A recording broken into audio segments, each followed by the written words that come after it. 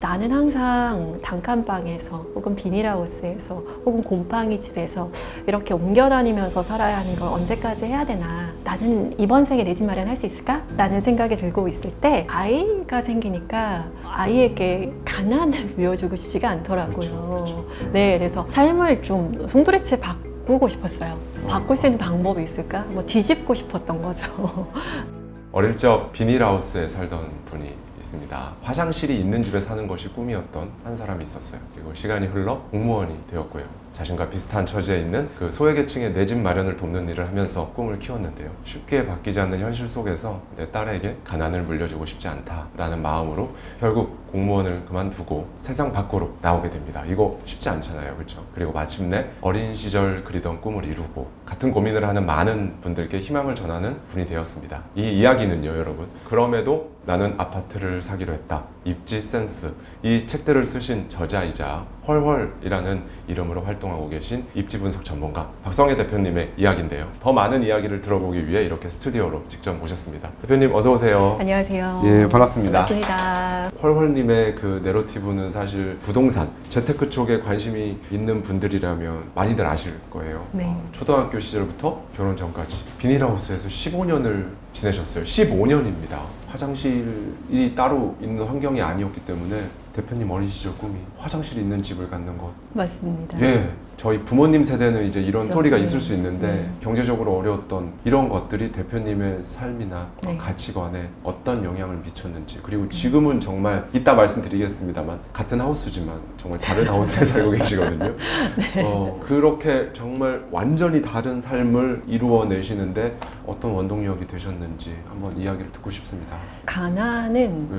겪어보니까 굉장히 차갑고 날카롭더라고요. 그런 어떤 창피하다 안 하다의 개념이 아니라 뭐 불편을 뛰어넘는 굉장히 날카롭고 뾰족한 아픔이 있어요. 네. 그래서 어렸을 때는 워낙에 어렸을 때부터 가난이라는 것에 익숙했기 때문에 모두 다 그렇게 불편을 감수하며 사는 것이다라고 생각했는데 주변을 둘러보니까 꼭 그렇지는 않더라고요. 저는 정말 화장실이 없었고 또 벽도 없었어요. 햇빛도 안 들었나요? 투명 비닐을 둘러싸고 그 위에 검은색 거적대기를 올려놓은 집이었기 때문에 여름에는 굉장히 뜨겁고, 그러니까 비닐하우스잖아요. 온실같이 뜨겁고, 그리고 겨울에는 사르르는 추위가 있었는데 그마저도 저희가 정기적으로 여름에 철거를 했습니다. 왜냐하면 무허가였기 때문에 철거를 하게 되면 아버지가 장롱 있잖아요. 장롱을 각각 이렇게 3개 면을 디귿자 방식으로 붙여서 집을 만드세요. 그러면 이렇게 디귿자 모양으로 우리 5 식구가 몸을 모로 누워서 세우면 5명이 이렇게 들어가거든요. 그럼 그 위에 비닐을 덮습니다. 그러면 이제 겨울에 이슬이 내리는데 전기장판 하나에 의존해서 이불을 덮고 잠이 드는 거예요. 그러면 잠이 안 와요. 너무 추워서. 그럼 아침에 일어나 보면은 그 눈썹에 약간 서리가 내리고 이런 집이었죠. 그리고 저희가 그때 이제 사춘기에 막 접어들었을 이런 때였는데 화장실이 없잖아요. 화장실이 이제 푸세식이라고 해서 구덩이를 그냥 파가지고 예, 용무를 해결해야 되는 그런 곳이었기 때문에 추운데 그나마 이제 바깥에 화장실 갔다 오면 체온을 뺏기잖아요. 그러니까 꾹꾹 참는 거예요. 아침까지. 왜냐면 화장실에 다녀오면 잠을 깹니다. 잠을 이루질 못해요. 그래서 화장실을 꾹 참으면서 그 사춘기 소녀가 가난을 이겨내고는 했었죠.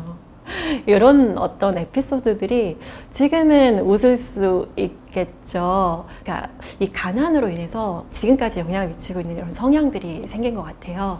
기본적으로 눈치를 보게 돼요. 네. 왜냐면 나에 대해서 세심하게 배려해주거나 나의 어떤 감정을 돌봐주는 분들이 없었기 때문에. 왜냐면 부모님은 저를 사랑하시죠. 그렇지만 그것들을 표현하거나 아니면 돌봐주기에는 너무나 바쁘신 분들이었어요. 하루 벌어서 하루 먹고 살아야 되기 때문에 어머니가 저의 이름을 성혜야라고 불러준 적이 단 한 번도 없어요. 야, 빨리 해.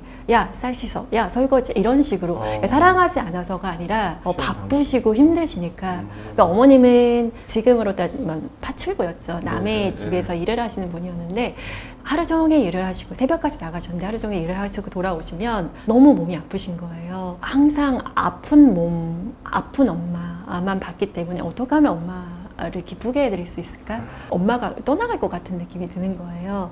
그래서 어떻게 하면 엄마를 기쁘게 해줄 수 있을까에 되게 눈치를 많이 봤던 것 같고, 그래서 뭐 200장의 연탄이 들어오는 날이면 제가 그 연탄을 다 스스로 칭찬받고 싶어서 나르고, 그러다 보니까 상대방을 과도하게 배려하는, 나의 감정보다 상대방의 감정을 배려하고 들여다보는 어떤 이런 성정? 이런 것들이 생기는 거예요. 그래서 이런 것들이 결국은 제가 남을 배려하고 남의 필요를 돌보는 또 사회복지사의 길로 또 접어들게 하지는 않았나, 이런 생각도 들더라고요. 그래서 20대 그리고 결혼하기 전까지만 하더라도, 한 30대까지만 하더라도 제 안에 이너 차일드가 있었어요. 네. 마음 아이죠. 그러니까 그 아이는 한이 쌓여 있는 아이였죠.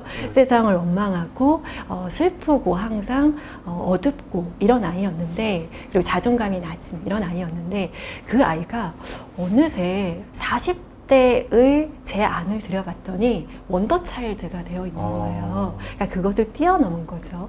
과거를 마주했을 때 그 아이를 안아줄 수 있는 그런 원더 차일드가 되어 있더라고요. 그러니까 그것을 극복했기 때문에 이 안에 이너 차일드가 원더 차일드로 바뀌었고, 그 과거를 지금 아무렇지 않게 이야기할 수 있는 죄가 된 것 같습니다. 진짜 이 내러티브는요, 남들이 정말 뭐 만들어내고 싶어도 만들어내지 못할 정말 그런 스토리인데요, 내러티브인데, 그렇게 사춘기 시절까지 그런 환경에서 이렇게 자라고 하셨는데 어떻게 이렇게 지금 이렇게 바르고 훌륭하게 되셨나요? 많은 과정들이 있었어요. 많은 계기가 있었고, 그런 어떤 순간순간에 나는 반드시 잘 돼야 돼 라는 생각을 가지고 있었기 때문에, 그런 강한 중심 생각이 저를 지배하면서 끌어온 것 같아요. 그래서 그런 생각들이 행동을 변하게 했고, 그 행동을 작게 실천하다 보니까 더 강하게 추진하게 되고, 결과적으로 좋은 성취를 가지고 오더라고요. 그래서 그런 이야기들을 좀 자세하게 네네. 좀 우리 하와이드 저택 구독자님들께 좀 풀어내고 싶습니다. 네, 어린 시절부터 이게 신문지에다가 살고 네. 싶은 집을 이렇게 그리고 가구도 배치하는 걸 굉장히 좋아하셨다고 하는데, 이때가 다 이 비닐하우스에서 네. 이런 걸 하셨던 거잖아요, 그 어린 소녀가. 맞습니다.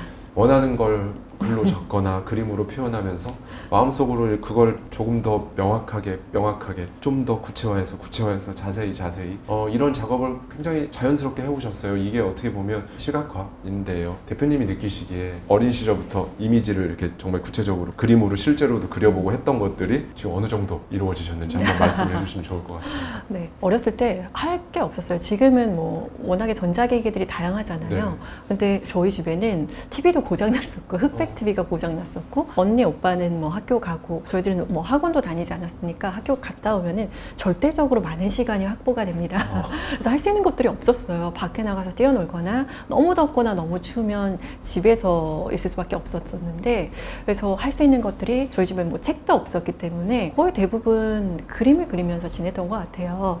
그래서 저희 아버지가 되게 많은 사업들을 하셨는데, 최종적으로 제가 한 살 때 부산에서 크게 신발 공장 하시다가 이제 그 사업이 잘 안 돼서 저희가 이제 서울로 쫓기듯이 이렇게 온 거거든요. 네.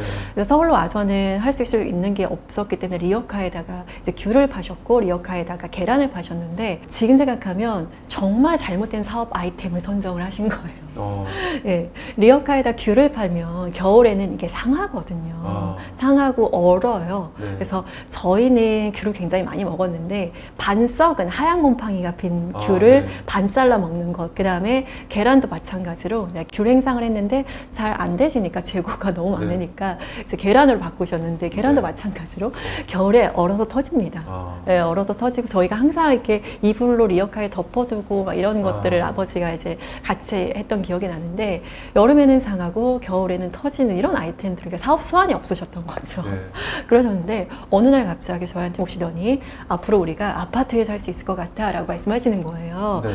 네, 그래서 저는 너무 가슴이, 어린 마음에 심장이 뛰는 거예요. 그래서 너무 설레고, 그래서 우리가 아파트에 산다고? 그럼 어떤 아파트에 살게 될까 하면서 그림을 그렸죠. 저희는 이제 5 식구가 한 방에 항상 살았기 때문에 네. 제 방이 있는 꿈, 책상이 있는 꿈, 항상 이런 밥상에서 그림을 그리곤 했었는데, 네.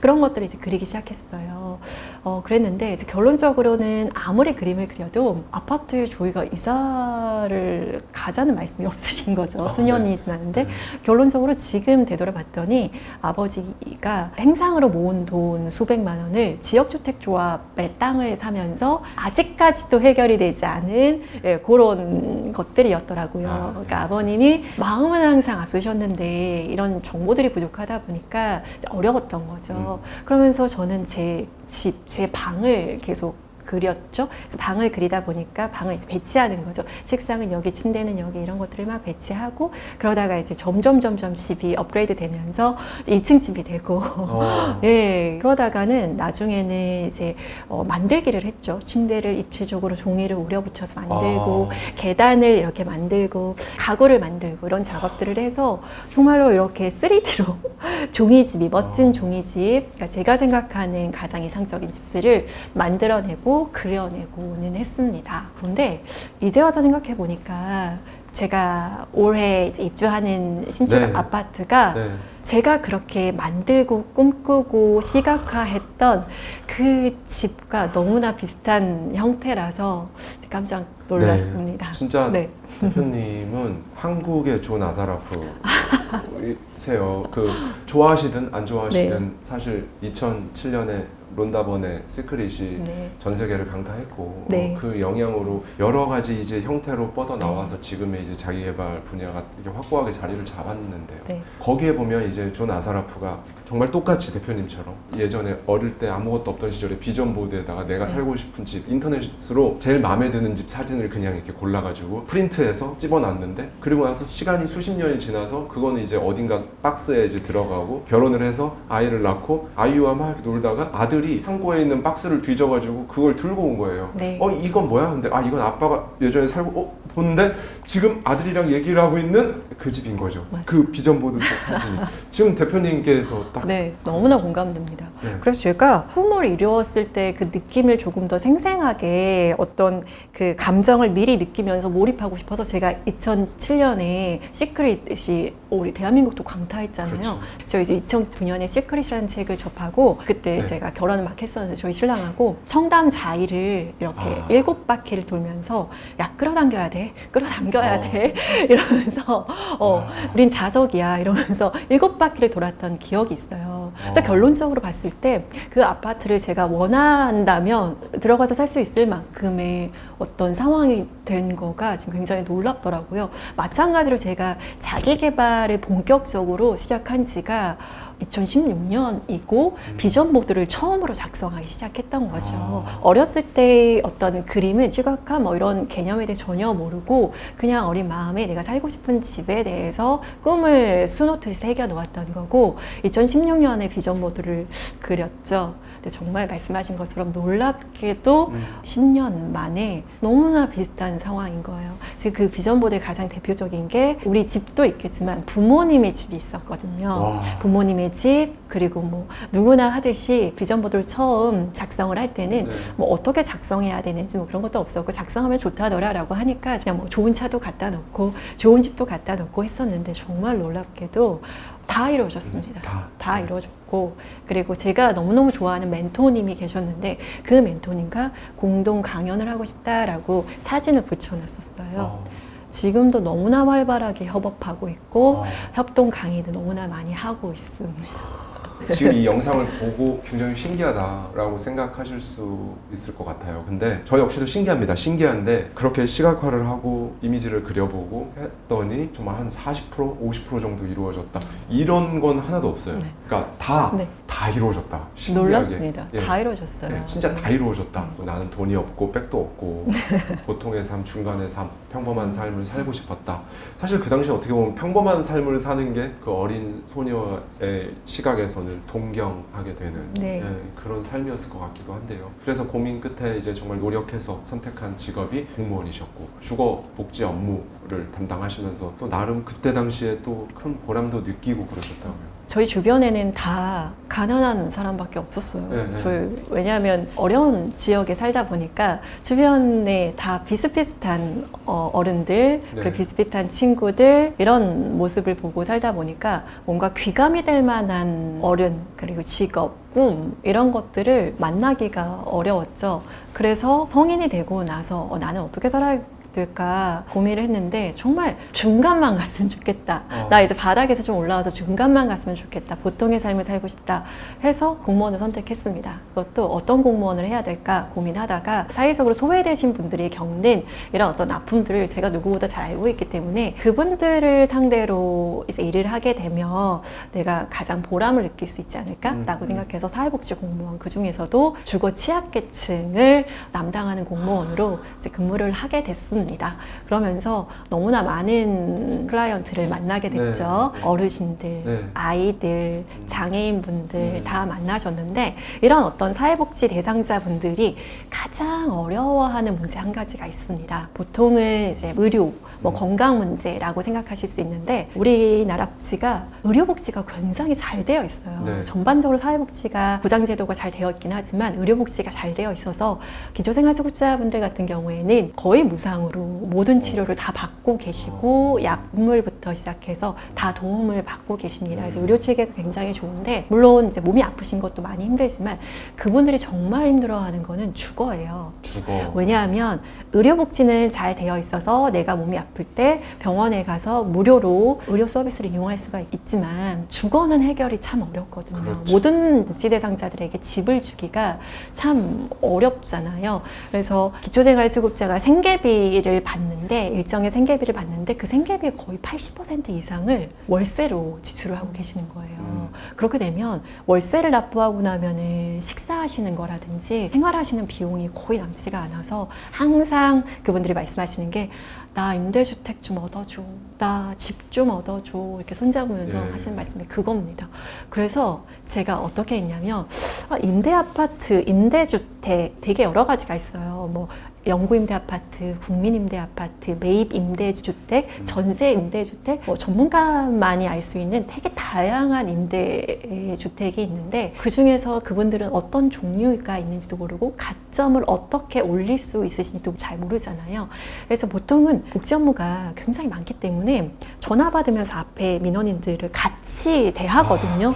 전화가 계속 끊이지가 않아요. 전화는 응대하면서 앞에 쓰세요 이런 거 하거든요. 그러니까 앞에 계신 복지 대상자분들을 진심으로 대하기가 굉장히 어려워요. 근데 저는 일단 앉으시라고 하시고 가점을 올리는 방법들에 대해서 설명을 드려요. 할머니, 지금 계신 집이 화장실이 바깥에 있으시면 가점 여기 체크하셔야 돼요. 글씨도 못 읽으시니까 그런 체크를 못 하세요. 그러면 1점 차이로 당락이 결정되는 그런 상황에서 당신 화장실이 바깥에 있는데 가점 체크를 못 하신다? 그러면 떨어지시는 거거든요. 그리고 장애 등급이 있으시면 또 가점을 받으셔서 임대아파트 들어가실 수 있는데 이 할머님이 한 몇 년째 떨어지고 계신 거예요. 1점 차이로. 그래서 딱 보니까 지금 상지지체 장애신데 하지지체 장애도 있으신 거예요. 그래서 제가 말씀드렸어요. 하지지체 장애 등급을 받아오시면 가점이 1점 높아져서 아마 영구임대 아파트 들어가실 수도 있으시다라고 해서 어렵게 병원 모시고 다니면서 장애 등급을 받아드렸어요. 왜냐하면 어르신들은 그걸 알려드려도 못 하셔요. 왜냐면 병원을 가셔서 어떻게 말씀하셔야 되는지, 뭐를 진단을 받아야 되고 어떤 서류를 하셔야 되는지 전혀 모르시고 그 고쟁이에서 오징어 꺼내가지고 먹어 이렇게 하시는 할머님들인데 병원 스스로 가셔서 장애 등급 못 받으시거든요. 그래서 그런 것들을 같이 하면서 그 1점을 높여서 영구임대 아파트 월 5만 원짜리, 지금은 55만 원 반지하 월세 살고 계신데 5만 원 영구임대 아파트 들어가시면서 거기 들어가시면 이제 50년 동안 사실 수 있으시거든요. 그래서 저희가 영구임대 아파트 당첨 명당이었어요. 네, 그래서 다른 동에서도 소문을 듣고 와서 상담을 받고 이렇게 했습니다. 그래서 제가 보람을 되게 많이 느꼈어요. 어린 시절에 헐헐님은 아파트에 살지 못했지만 성인이 돼서 공무원이 되고 난 후에는 어린 시절에 내가 살지 못했던 그 아파트에 많은 분들을 살게 해드리는. 그래서 저희 주변에 연세 있으신 제가 아는 많은 지인분들은 지금 강남 그 모 연고임대 아파트, 국민임대 아파트 굉장히 많이 포진해 계십니다. 그리고 저희 부모님도 그때도 비닐하우스에 살고 계셨는데 불법이 아니라 이렇게 더 높은 점수를 이제 만들어서 강남에 국민임대 아파트, 신축 아파트에도 국민임대가 있거든요. 아파트에 입주하게 해드렸어요. 네, 그래서 강남에 첫 입주하는 아파트에 국민임대 아파트로 들어갔는데 그때 당시에는 제가 공무원이어서 부모님을 지원해드릴 수가 없었는데 부모님이 매달 나오는 한 10만 원의 월세와 한 10만 원 정도의 관리비가 부담스러우셔서 1년 거주하시고 다시 비닐하우스로 나오셨습니다. 정말요? 네, 그래서 제가 그때 정말 많이 울었어요. 왜냐하면 제가 이 10만 원만 부모님을 지원해 드릴 수 있으면 부모님들이 거기에서 너무나 편하게 거주하실 수 있는데, 왜냐하면 비닐하우스는 거주하는데 어떠한 비용도 들지가 않잖아요. 그런데 거기는 10만 원의 월세와 10만 원의 관리 비용이 나오기 때문에 그게 힘드셨던 거예요. 그래서 저는 부모님 지원을 못 해드렸던 제가 너무나 한심하더라고요. 그래서 돈을 많이 벌어야겠다라고 생각했고 지금은 생활비를 드리고 있습니다. 네, 내 집 마련도 하셨고 또 생활비를 네, 드리고 있습니다. 그래서 보람을 많이 느꼈어요. 그래서 제가 책 2가지 책을 냈는데 이 2가지 책의 인세 전체를 주거 취약계층을 위해서 기부하고 있습니다. 와. 그래서 주거 취약계층 이제 기부하면 이런 어떤 결과지들을 보내주세요. 그러면은 딱 제가 봤던 저와 같은 어렸을 때 헐헐 같은 아이들이 후원자님 감사합니다 하고 편지를 보내주시는데 그러니까 보고 있으면 되게 먹먹하죠. 지금 여기 앞에 있는 이 2 책의 인세는 지금 말씀해 주신 대로 저도 지금 처음 안 거지만 전액 다 기부를 하시는군요. 네, 그렇습니다. 공무원 생활을 한 뒤에도 남들보다 시작점 자체가 워낙에 아예 달랐기 때문에 그럼에도 불구하고 여전히 바닥에 살고 있다는 느낌이 드셨다고 했어요. 네. 그래서 심지어 평범한 삶, 보통의 삶은커녕 이렇게 가난하게 살다가 죽을 수도 있겠다라는 생각까지 드셨다고 했습니다. 그래서 공무원을 그만두게 되신 계기가 이런 생각들 때문에 비롯됐을까요? 어떠셨어요? 남편도 공무원이에요. 네. 네, 공무원인데 저는 이제 되게 어린 나이에 결혼을 했어요. 20대 때. 그 당시 제가 28살에 결혼했으니까 되게 어렸을 때 결혼을 했는데 그러니까 사랑으로 결혼을 했죠. 네. 네. 근데 저희 남편도 저 시골 오지에서 초등학교 때 전기가 들어온 사람이니까 얼마나 또 시골 오지겠어요? 4형제 중에서 셋째 아들로 태어나서 굉장히 흙냄새가 나는 사람이었어요.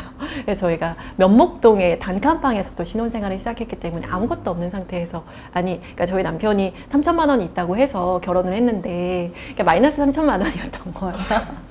아, 정말요? 네, 마이너스 3천만 원으로 결혼을 해서 그러니까 제로 베이스 시작했으니까 둘이서 공무원 생활을 해도 좀 나아지지가 않더라고요. 특히나 저 같은 경우에는 집은 서울이었는데 인천에서 근무를 했어요. 원거리다 보니까 일은 12시, 1시에 끝나고 해서 저는 주민센터 앞에 고시원을 얻어서 생활을 했습니다. 그래서 밤 12시, 1시에 일이 끝났다. 네, 그래서 세콤을 연장한다고 하는데 12시면은 주민센터에 이제 벨이 울리는데 그걸 계속 연장하면서 일을 했습니다. 일이 굉장히 많았죠. 네. 그래서 고시원을 잡아서 급여가 180만 원인데 그 고시원이 40만 원 그리고 뭐 식비랑 이런 거 하고 하면은 손에 남는 게 없더라고요. 그래서 제가 또 열심히 해서 저희 복지 대상자분들 보금자리 마련을 해드리고 즐거워하고 이런 모습들을 보면서 굉장히 보람을 느꼈지만 또 어느 한편으로는 저분들도 아파트 그리고 거주하실 수 있는 보금자리가 있는데 나는 항상 단칸방에서 혹은 비닐하우스에서 혹은 곰팡이 집에서 이렇게 옮겨 다니면서 살아야 하는 걸 언제까지 해야 되나 이런 생각들이 들었죠. 나는 이번 생에 내 집 마련할 수 있을까? 라는 생각이 들고 있을 때 저희 직장 동료가 결혼을 하는데 신혼집을 임대 아파트에 마련을 한대요. 제가 임대 아파트를 일반인들이 가능한 게 있어? 저는 이제 복지 대상자의 아파트밖에 몰랐기 때문에 그래서 물어봤더니 신혼부부 대상으로 임대 아파트에 뭐 들어갈 수 있고 이런 것들이 있다고 하더라고요. 제가 아파트에 살고 싶은 거예요. 왜냐면 저는 맨날 이제 다가구 주택의 한 칸 뭐 이런 것들에 살았기 때문에 저희 집 앞에 있는 빌라에 사시는 분들 너무 부러웠어요. 바로 앞이었는데 저분들은 어떻게 인생을 살아왔길래 빌라에 살 수 있지? 이랬었어요. 그랬었는데 그럼 아파트에 살아보고 싶다라는 생각으로 보금자리 뭐 임대주택이라고 하더라고요. 그래서 보금자리 검색했어요. 검색해서 3만 원짜리 특강을 듣게 됐는데 네. 그때 이제 내가 내 집을 마련할 수도 있겠구나라는 생각이 들더라고요. 그래서 부동산에 관심을 가지게 되었고 새로운 꿈을 꾸게 됐죠. 나도 내 집 그렇네요. 마련할 수 있겠구나.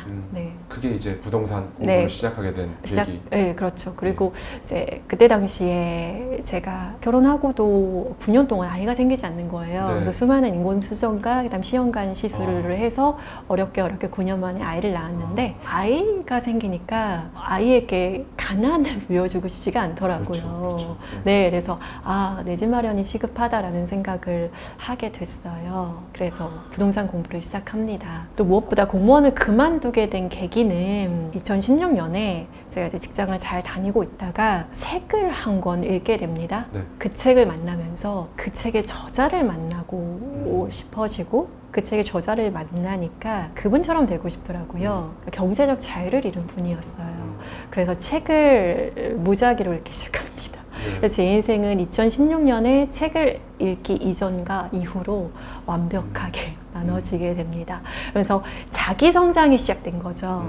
자기 성장이 시작되면서 저의 내 집 마련이 같이 시작되고 이 자본도 성장하고 자기도 맞아요. 성장하는 이 두 가지 투트랙이 이루어지면서 제가 정말 빠른 속도로 제가 잘하고 있구나 이런 생각이 들더라고요. 그러면서 더 이상 공무원이라는 틀에 있을 수는 없겠다라는 생각이 들었습니다. 네. 그리고 그때 당시에는 이미 제가 공무원 말고 공무원 외의 부동산 사업으로 벌어들이는 소득이 급여를 뛰어넘었기 때문에 이제 이 원 안에서 나와야겠다. 나를 둘러싸고 있는 이 원을 발로 지워야겠다. 이런 생각이 들었어요.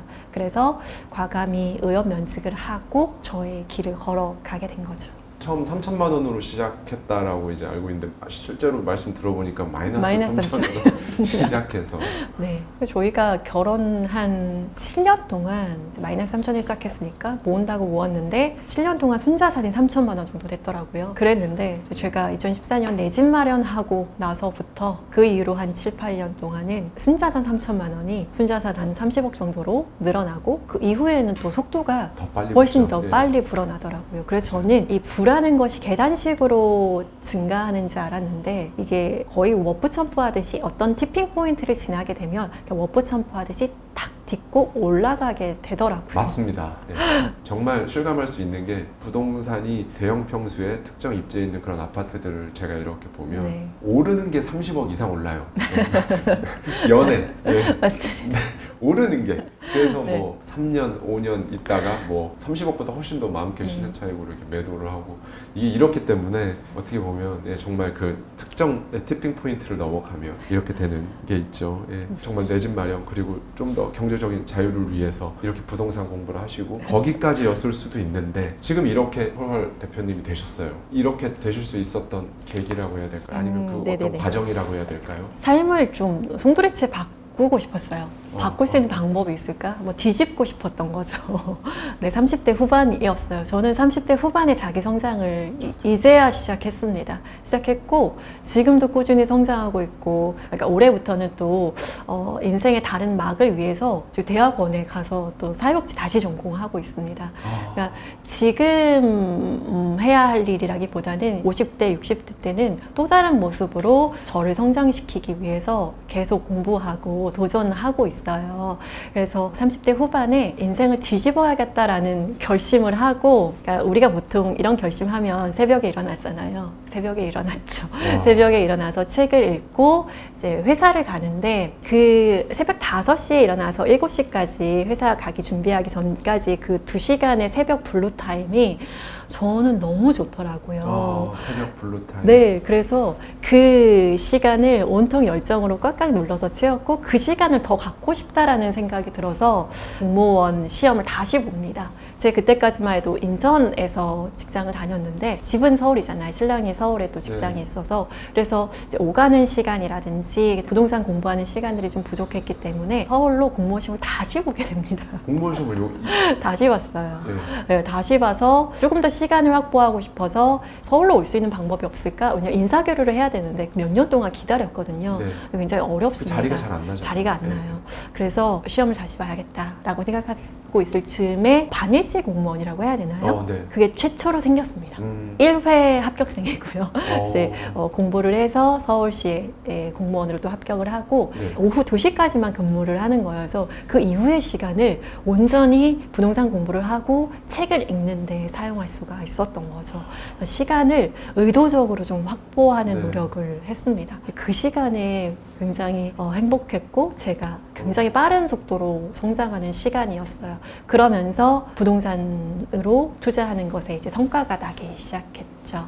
그리고 제가 성장하다 보니까 이 성장을 계속 유지할 수 있는 방법이 없을까? 그리고 내가 잘 알고 있는 이런 지식들을 다른 사람들한테 전달할 수 있는 방법이 없을까? 왜냐하면 많은 분들이 저에게 부동산에 대해서 내 집 마련에 대해서 물어오더라고요. 네. 그래서 그냥 대답을 많이 해줬죠. 그랬더니 지인의 지인분들이 또 물어오시고 하셔서 굉장히 내 집 마련과 관련한 조언들을 많이 드렸던 것 같아요. 그래서 내가 조언을 잘 해주는 이 분야를 어떤 다른 사람들에게 더 많이 알려줄 수 있는 방법이 없을까 생각하다가 책 쓰기 학원에 등록하게 됐습니다.